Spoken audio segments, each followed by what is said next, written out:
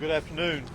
I am Chris Hosey, Director of the Georgia Bureau of Investigation, and we wanted to come back this afternoon and present you with a little more of a timeline of the events that have taken place here today and what we know up to this point with the investigation.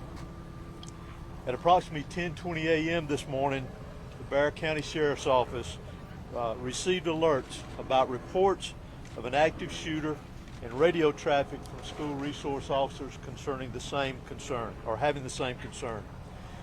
Within minutes, law enforcement was on scene, as well as 2 school resource officers assigned here to the school who immediately encountered the subject within just minutes of this report going out. Once they encountered the subject immediately surrendered to these officers and he was taken into custody. Additionally, what I want you to know as of now, there are 4 individuals who are deceased from this incident, 9 that have been taken to local hospitals with various injuries. Of those that are deceased, 2 are students and 2 are teachers here at the school. The priority right now for us within this investigation is to gather all the facts, to make sure that we're accurate with it, because this is a murder investigation. As the sheriff mentioned earlier this morning, the shooter is in custody. His name is Colt, that's C-O-L-T, Gray. He is a 14-year-old student here at the school, G-R-A-Y. He is a 14-year-old student here at the high school. Again, he has been taken into custody. He will be charged with murder and he will be tried as an adult and handled as an adult. We're coordinating these charges and obviously this investigation with District Attorney Brad Smith, who is the District Attorney for the Piedmont Judicial Circuit here. Since earlier this morning we talked with you and since the incident occurred, numerous interviews have been taking place through our investigation with students, faculty, as well as any other witnesses that we could identify. Law enforcement had a very, very swift response to this incident once the incident was determined that there was a concern here. Those resources, whether it was in that response or throughout this investigation to assist, came obviously from the sheriff's office here, from other local law enforcement agencies, state law enforcement agencies, and the federal law enforcement agencies as well. To include, not to be left out, multiple EMS personnel, multiple fire personnel, and agencies. Those agencies responded here as well today, and I am extremely grateful, as I know the sheriff is, for that quick response and the partnerships of working here together with what all has gone on. Currently, from the investigative perspective, we have crime scene agents and other special agents from the GBI, from close to a dozen of our different work units from across the state that have responded here today to work on this investigation, again, collecting evidence, conducting interviews, and so forth.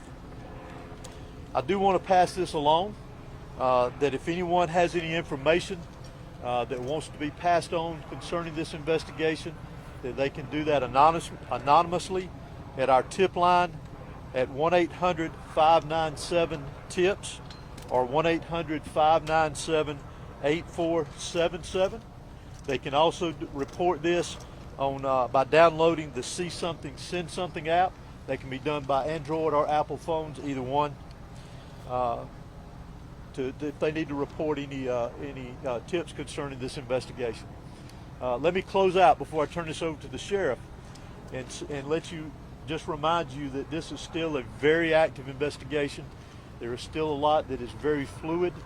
There's still a lot of interviews to be conducted that will continue on into the night, as well as crime scene work and collecting and gathering evidence.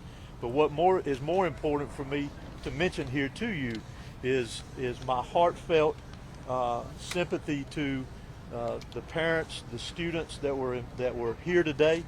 Regardless of where they were in the school, this has got a great impact on them as well as on this community. My thoughts and prayers, along with everybody standing behind me and every law enforcement agency in this state, and many I will tell you around this country, they are in our thoughts and prayers. and we will continue with that. We ask for your patience as we continue through this, and we'll continue to try to give you as many updates with information as we can to keep you informed. But thank you for being here. I'm now going to turn it over to Bexar County Sheriff Judge Smith. Thank you. H-O-S-E-Y.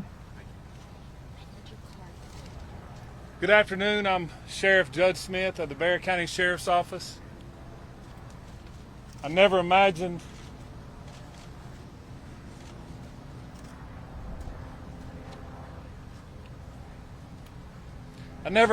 that I would be speaking to the media in my career over something that happened today, the pure evil that happened today. I cannot thank the people behind me for the support they give me today, to give this office and give this staff. This hits home for me. I was born and raised here. I went to school in this school system. My kids go to this school system. I'm proud of this school system. My heart hurts for these kids. My heart hurts for our community. But I want to make it very clear that hate will not prevail in this county. I want that to be very clear and known. Love will prevail over what happened today. I assure you of that. It is very early as to what happened. Governor Kemp reached out to me and has provided me every single resource that he has to make sure justice prevails. I don't know why it happened. I may not ever know. We may not ever know.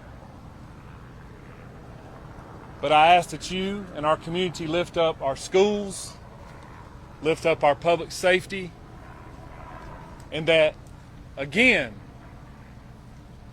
we do not let this hateful event prevail as to what happened today. I want to thank the surrounding agencies and counties and cities and state and federal authorities that have come and provided us, because they prevented a lot of more tragic events from happening. Continue to lift up these families, continue to lift up our students and our kids, and know that love will prevail.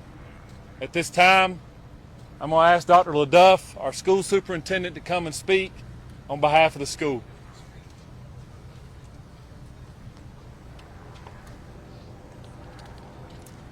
Good afternoon. I'm Dallas LaDuff. I'm the superintendent of Bexar County School System. I want to thank the Bexar County Sheriff's Office and all of our law enforcement partners for their swift response today, along with that of our staff. I'd also like to thank our community for their response and patience as we work to reunify the students with their families here today and secure the rest of our school campuses. Our schools will be closed for the remainder of this week as we cooperate fully with law enforcement to get answers to the many questions that we all have about this incident here today. But as we are closed, our central offices will remain open, where we will have grief counseling available for our community every day this week and thereafter as we support each other through this terrible event. In closing, I just want to say to our community, as a school system, we are here for you, we support you, and we are ready to get you any support that you may need as we grieve through this together. Thank you. Sheriff, if you're saying hate will not prevail in this community, are you investigating this as some sort of hate crime? Well, shortly, if someone decides to take a firearm into a school where kids are given an education or entitled to an education and want to harm others, to me it's hateful. Sheriff, can you talk about the initial interaction between whoever was able to stop the shooter? Can you describe that to us? How did it go down? What exactly happened for us? Obviously the shooter was armed and our school resource officer engaged him, and the shooter quickly realized that if he did not give up, that it would end with an OIS, or an officer-involved shooting. He gave up, got on the ground, and the deputy took him into custody. Sheriff, any idea how the weapon got inside the school, and was there any warning that this was going to happen? Not that I'm aware of. Again, very early, and we're still looking into that, whether or not, or how he obtained it and how he got it into school. Have you ever talked at all with his parents or his family to learn more about what led up to these moments? We have. Any information you can share? No.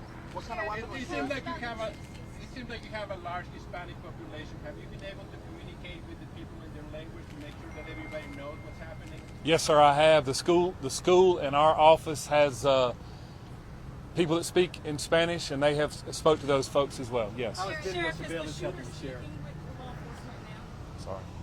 Is the shooter talking? Is he saying why? The shooter was interviewed, and he was speaking with our investigators earlier, along with the GBI. How is Sheriff, he said video why? surveillance? How's that helping the sheriff? It is helping our investigation. Sheriff, is this Reports of threatening calls perhaps made to the school prior to the shooting. Is that accurate? None that I'm aware of. What Were weapon all was his? 9 injured victims shot? In some capacity, yes. Sheriff, can you tell us about the 2 individuals deceased and was one targeted? We don't know of any targets at this point. Sheriff, what kind of weapon was used? Have you identified the weapon? We have not identified that at this point. No. Sheriff, is there a connection? This is the last question I'm going to take. Sheriff, is there a connection between the shooter and the victims? None that I'm aware of. I know that you have a lot of questions about the student and that we mentioned, that we identified earlier.